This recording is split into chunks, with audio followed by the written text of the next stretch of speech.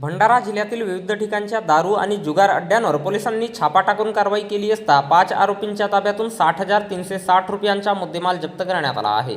या प्रकरणी सदर आरोपींवर भंडारा जिल्ह्याच्या संबंधित पोलीस स्टेशनमध्ये गुन्हा दाखल करण्यात आला आहे। पोलीस अधीक्षक नुरुल हसन यांनी भंडारा जिल्ह्यातील सर्व अवैध धंदे समूळ नष्ट करण्याबाबत सर्व पोलीस स्टेशन स्तरावर आदेशित करून ठेवले आहे। त्याच अनुषंगाने पोलीस अधीक्षक नुरुल हसन यांच्या सूचनेनुसार दिनांक 27 मार्च रोजी सकाळी 11 ते रात्री 8 वाजता दरम्यान पोलीस स्टेशन स्तरावर दारू आणि जुगार अड्ड्यांवर विविध ठिकाणी पोलिसांनी छापा टाकून कारवाई केली असता 5 आरोपींच्या ताब्यातून दारू गाळण्याचे साहित्य आणि जुगार खेळण्याचे साहित्य असा एकूण किंमत 60,360 रुपयांचा मुद्देमाल जप्त करण्यात आला आहे। या प्रकरणी सदर आरोपींवर जवाहरनगर, कारधा, करडी, साकोली, लाखनी या पोलीस स्टेशनमध्ये गुन्हा नोंदविण्यात आला आहे।